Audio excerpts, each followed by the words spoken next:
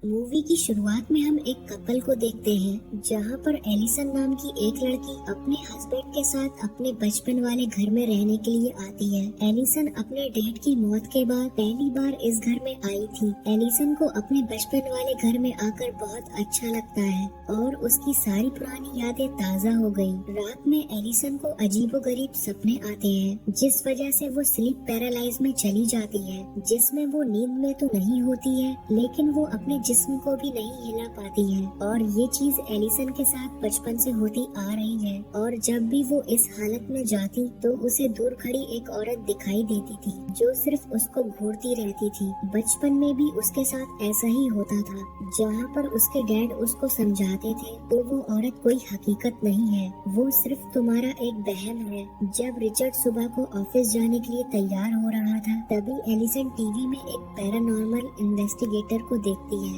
जो मीडिया को बता रहा था कि कैसे उसने एक आत्मा से बात करके एक मिसिंग गर्ल की लाश को ढूंढ लिया, जिसे देखकर एलिसन मन ही मन सोचती है कि उसे भी इससे अपने केस के बारे में बात करनी चाहिए। रिचर्ड के जाने के बाद एलिसन को घर की सफाई करते वक्त एक बहुत पुरानी तस्वीर मिलती है जिसमें एक ब्राइड और उसका हस्बैंड था। एलिसन उन दोनों को नहीं पहचान पाती और उस तस्वीर को रखकर वापस सफाई करने लगती है। तभी उसे वॉशरूम से कुछ आवाज आती है और जब वो जाकर देखती है तो वॉशरूम में एक टैप खुला हुआ होता है जिसकी वजह से वॉल बेसिन में पानी भर गया था। एलिसन टैप को बंद करती है और पानी निकालने के लिए वॉल बेसिन में हाथ डालती है। तभी उसे वॉल बेसिन में किसी के कटे हुए बाल मिलते हैं जिन्हें देखकर वो हैरान रह जाती है कि आखिर ये बाल यहाँ पर कहाँ से आए। एलिसन का एक बच्चा भी होता है जो रोने लगता है। तभी एलिसन उसके पास जाकर उसे चुप कराती है। रात में जब एलिसन रिचर्ड के साथ खाना खा रही थी तो रिचर्ड उसे बताता है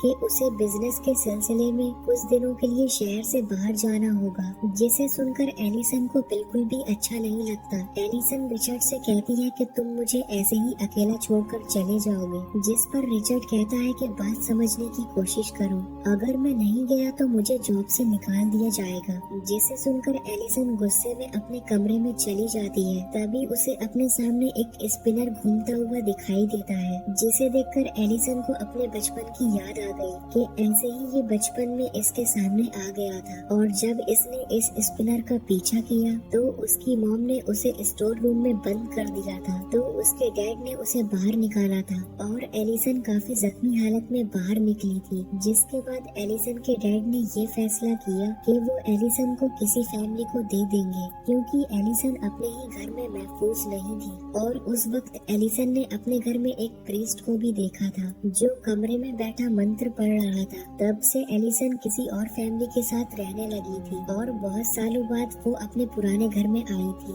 सुबह को रिचर्ड एलिसन के पास आता है और अपने रात के बर्ताव के लिए उससे माफी मांगता है और एलिसन को समझाकर वहाँ से चला जाता है। अब घर में एलिसन बिल्कुल अकेली थी और जब रात में एलिसन सो रही थी तो अचानक से उसकी आंखें खुलती है तो वो ये महसूस करती है कि वो स्लीप पैरालाइज में है। उसी वक्त उसे वॉकी टॉकी पर अपने बच्चे के कमरे से एक आवाज आती है जिसमें एक औरत कह रही थी कि वो उसके बच्चे को अपने साथ ले जाएगी। ये सुनकर एलिसन काफी डर जाती है। अब अगले दिन एलिसन को अपने कमरे के नीचे से एक आवाज आती है। जब एलिसन उस आवाज के पीछे जाती है तो उसे वही आत्मा नजर आती है जो उसे रोज परेशान कर रही थी और वो आत्मा उसे अपने साथ ले जाने लगती है। लेकिन तभी रिचर्ड एलिसन की आवाज सुनकर वहाँ पर आ जाता है तो वो आत्मा वहाँ से चली जाती है और जब ये दोनों जल्दी से अपने बच्चे के कमरे में जाते हैं तो इन्हें पता चलता है कि वो आत्मा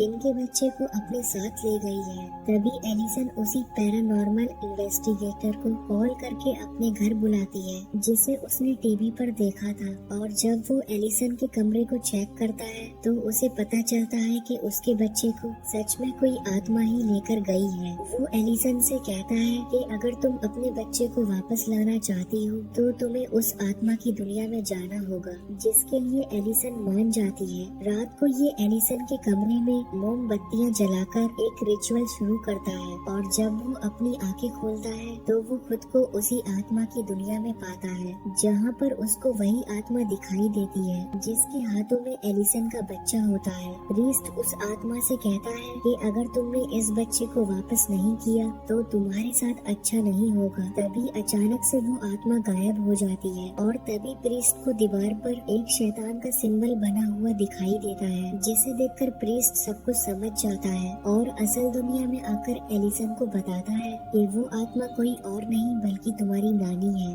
जो शैतान की पूजा किया करती थी। इसलिए एक दिन शैतान ने अपनी दुनिया से आकर उसे पूरी तरह से अपने काबू में कर लिया और जब ये बात तुम्हारे नाना को पता चली तो उन्होंने इसी घर में अपनी बीवी को जिंदा दफनाकर मार दिया, जिस बात का बदला उनकी बीवी और वो शैतान मिलकर ले रहा है। एलिसन प्रीस्ट से पूछती है कि वो आखिर बच्चों को ही क्यों ले जाती है, जिस पर प्रीस्ट उसे बताता है कि जब तुम्हारे नाना ने उनकी बीवी को जिंदा दफनाया तो वो माँ बनने वाली थी और जिस बात का बदला वो इस फैमिली के बच्चों को उठाकर पूरा कर रही है। रिचर्ड भी अब सब कुछ समझ जाता है और वो प्रीस्ट से पूछता है कि अब हम अपने बच्चे को वापस कैसे ला सकते हैं, जिस पर प्रीस्ट कहता है कि उस आत्मा की दुनिया में जाकर, और एलिसन ही इस काम को कर सकती है क्योंकि एक माँ ही अपने बच्चे को बचा सकती है। अब ये एलिसन को एक कमरे में लेटा देता है और उसे लंबी लंबी सांस लेने को कहता है। ऐसा करते ही एलिसन उस आत्मा की दुनिया में पहुंच जाती है,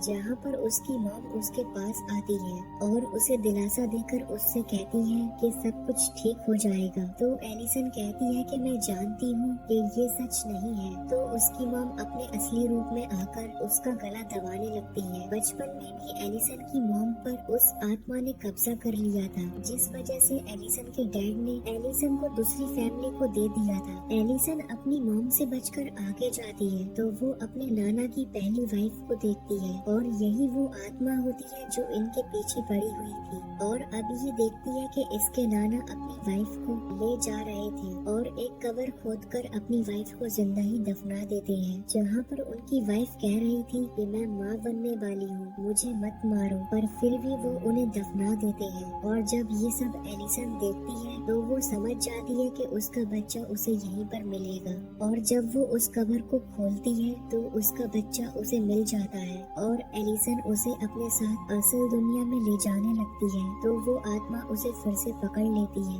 और तभी वो प्रीस्ट एलिसन को असली दुनिया में बुला लेता है। एलिसन प्रीस्ट से कहती है कि क्या मैं अपने बच्चे को ले आई, तो प्रीस्ट कहता है कि हाँ। और जब वो कमरे में जाकर देखती है तो रिचर्ड अपने बच्चे को कमरे में खिला रहा होता है और अब ये सब काफी खुश हो जाते हैं क्योंकि एलिसन की फैमिली अब वापस से कंप्लीट हो जाती है। अब थोड़े दिन बाद प्रीस्ट फिर से एलिसन से मिलने आता है तो रिचर्ड उसे बताता है कि वो लोग दूसरी जगह पर शिफ्ट हो रहे हैं क्योंकि वो वापस से अपने बच्चे को मुसीबत में नहीं डाल सकते। प्रीस्ट घर के अंदर आकर एलिसन के बच्चे को देखता है लेकिन उसे वहाँ पर किसी के होने का एहसास होता है। तभी अचानक से एलिसन वहाँ पर आकर प्रीस्ट को जान से मार देती है और जब रिचर्ड घर के अंदर आता है तो वो प्रीस्ट की लाश को देखता है और उसे बेसमेंट से कुछ आवाज आती है और जब रिचर्ड वहाँ पर जाकर देखता है तो शैतान के हाथ में उसका बच्चा होता है। तभी एलिसन पीछे से आकर रिचर्ड पर हमला कर उसे जान से मार देती है। असल में उस आत्मा ने एलिसन को असली दुनिया में आने से पहले ही उस पर कब्जा कर लिया था। अब आगे एलिसन और उसके बच्चे के साथ आखिर क्या हुआ, इसी सस्पेंस के साथ इस मूवी का यही एंड हो जाता है। Thanks for watching. Like, comment and subscribe. Hurry up.